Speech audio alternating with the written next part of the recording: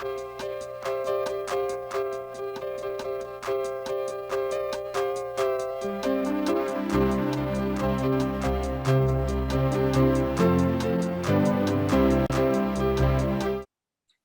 again, everyone. I'm Charles Gross. And I'm Leslie Hoban Blake. Welcome to Two on the Aisle Plus One. Today, it is our pleasure to have, once again, our good friend Charles Wright, who is the co-president of the Drama Desk and a frequent contributor to offoffonline.com. Welcome, Charles, and thank you so much for being here. Thank you. It's nice to be your plus one. This is Hamlet at the Park Avenue Armory, and this is directed by Robert Icke, who makes this a very modern Hamlet, as we see basically at the start of the show, with sparing but effective use of multimedia. The opening scene, the guards, instead of running into the king's ghost in the hallway, see him on a surveillance camera in various hallways. And he doesn't use the multimedia very much. They don't use the cameras very much, and they use it on a very basic level. But when it is used, like during the play, to see the uncle's reaction to what Hamlet feels is what happened to his father, it's done extremely effectively, I thought. I agree with you, Charles. The use of projections and footage of projected footage is extremely effective and not overdone. Icke's direction of the play gives us a feeling that the characters are essentially trapped in the castle in Elsinore. In many ways, I was reminded of the royal family of England and the way they're described in the press. There's some BBC-like footage which gives us an idea of what's going on outside the castle of Elsinore. It's interesting, and that's very effective, and it takes it supplements or enhances the family drama that's going on and gives us a sense of how dangerous all that's happening is to the political realm. But the use of it doesn't overwhelm the play. Never at all. To me, one of the most interesting things is how we are in this capacious theatrical venue, the drill hall at the Armory, this elaborate Gilded Age space, and yet Icke makes us feel as if we are in a very constricted space during the play. That it feels, despite the 905 seats that go are raked up at a fairly steep incline. Right. There's a feeling of ceiling heights intimacy. in this theater are just incredibly high. Ceiling heights have to be, I don't know. I wouldn't be surprised if they were 50 feet high. It's a really unique space. It's interesting. I was just talking about Richard III.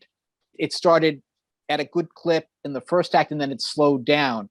I felt just the opposite about Hamlet. I thought the first act was moving very slowly. Yes. A little too slowly for my deliberately at any rate.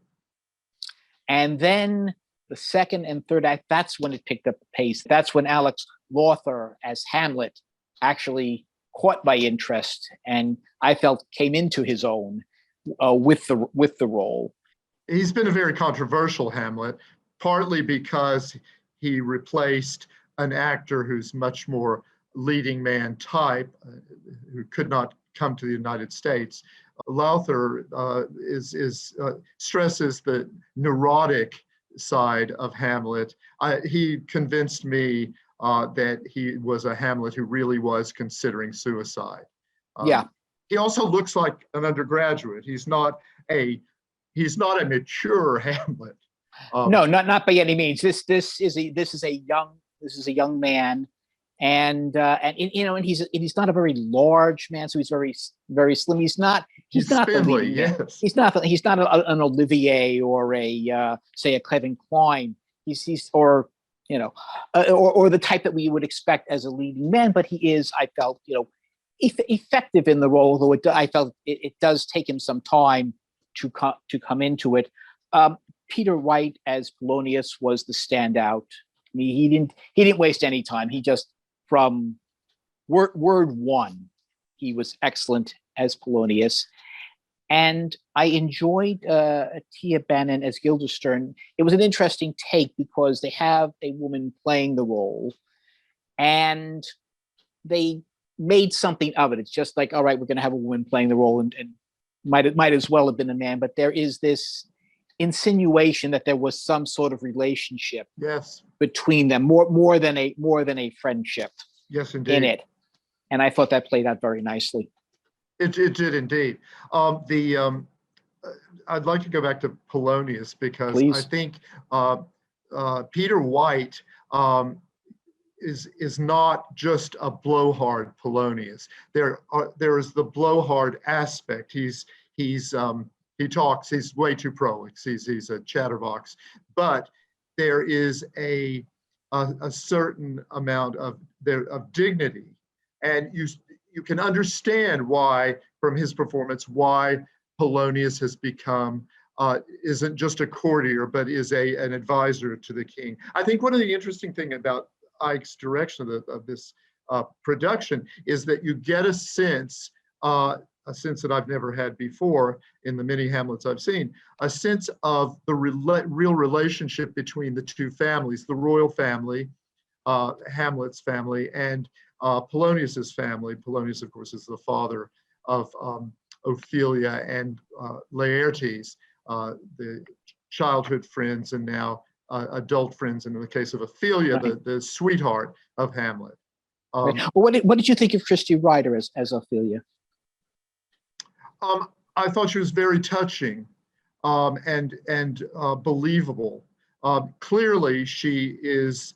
I mean, Ike has and the actress have made the choice that her madness is predicated in large part on her uncertain relationship with Hamlet and ultimately his rejection of her. We should also say that one of the contemporary touches is that in Ophelia's speech about herbs and flowers, she doesn't pass out herbs and flowers. She points to wounds, self-inflicted wounds on her body. I enjoyed her performance, but it did not make the impression for me that it made for you. It was not a standout. It was competent, but to me not much more than that. I didn't feel her pain quite the way you did. In the end, I found that heartbreaking. But the performance on the actress whose work I found fascinating was Jennifer L. as Gertrude, Hamlet's mother, and the bride of the new king, Claudius, who just happens to be her brother-in-law. I felt in her performance a real tension between her affection and devotion to her son and her feeling, her commitment, in fact, to Claudius and the way he has rejuvenated her sex life. Unfortunately, she was out the night I saw, so I can't comment one way or the other. How was your Gertrude? I liked her. That said, she did not make the impression on me that was made on you. That would be, I assume that would be Lisa Bruno. Yes. Who, on the night I saw it, played the player queen. She's also older than Jennifer L., or at least she appears to be considerably older than Jennifer L., which would make a difference, I think, in the absolutely in the interpretation of the character. Your conclusion? I think it's an admirable production. The contemporary elements take nothing away from the text and enhance it in terms of our sense of what this great play means to us today. The text is beautifully rendered by the actors. And on a 1 to 5 playbill basis, 5 being amazing, 1 being don't bother, how would you rank it?